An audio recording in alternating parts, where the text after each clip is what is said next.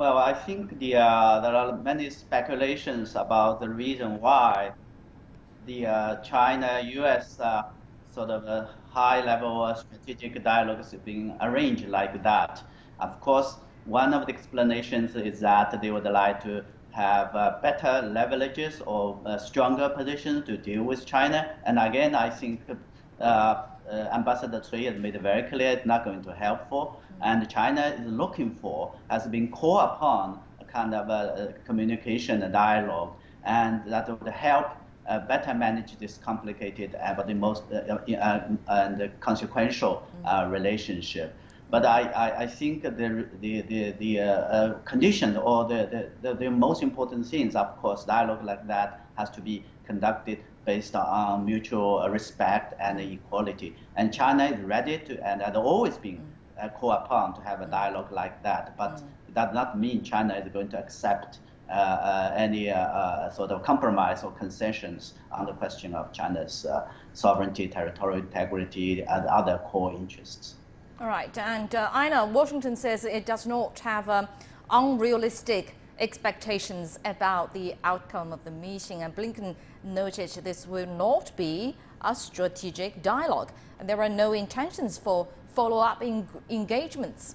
As we just heard, that Cui Tiankai said he hoped both parties will meet in goodwill and have a better understanding of each other when meetings are over. How do you interpret such a difference in their attitudes before the meeting?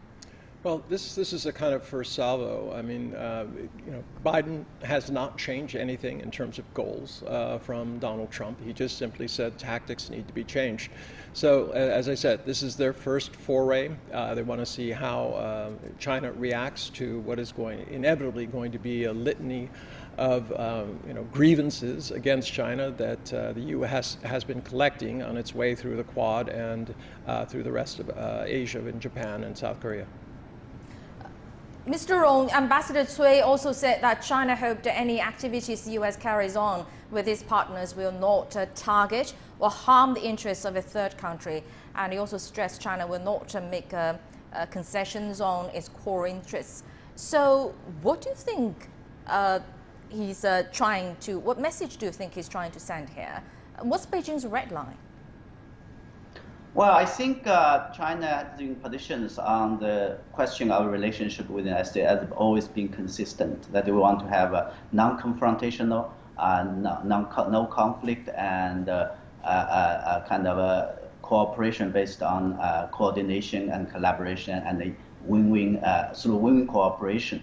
And China had always been also, again, called upon the development of the relationship between the United States and others should not harm or undermine the interests of third parties. This is very much clear. So in other words, China made it very clear they would like to have a kind of a dialogue, but it's not ready to make compromise or concession on the question of China's core interest. And this is, I think, if this can call it a red line, this is, I think, the red line China has made it very clear. And I think the United States knows very well about that. And so the major issue, of course, is that how the two sides would be able, I mean, for this dialogue to manage the relationship in a way that is different from the previous administration. And remember, this dialogue, this meeting, I mean, followed by the first ever telephone conversation between President Xi and President Biden. So I would take it as a kind of a follow-up or an effort to implement the consensus reached by the two presidents. Indeed, the will to talk apparently is there, but nobody seems to yield on its core interests. So, Einar, the talks are going to be difficult, but aims to increase or set up basic understandings between each other. So what areas do you think the two sides may make compromise or may start cooperation? Well, I'm afraid I'm not that optimistic. I think, as I said, the U.S. will bring a list of grievances. China will be looking for dialogue on important issues, not only for China in terms of trade, but also in terms of what's going to happen in the rest of the world. I mean, COVAX delivering COVID relief to all of these nations who haven't had it, having an economic plan. I mean, there's denuclearization, climate change. The list goes on. These are issues not that if they want to cooperate, the question is they must cooperate if there's going to be any kind of meaningful change. So, but it's very difficult. We're living in a kind of post-truth, post-hypocrisy world. You notice that it's fine to sell weaponry to Taiwan, even though Taiwan has exactly the same territorial goals, claims that mainland China does. It's fine for to criticize China for taking a trade line with Australia, but it's fine for the U.S. to continue trade tariffs against China. I could go on with a litany of these different hypocrisies, but they are going to be judged not so much by these two, but by the rest of the world. Right, but according to the reports we've just seen, actually the people from Alaska hoped that business will come back to normal, even though bilateral relations can come back to normal. How difficult is that? It's very difficult because trade isn't on their mind. If trade was on their mind, they would be talking about having more meetings, not saying one off. Remember, Biden is in a very difficult political situation domestically.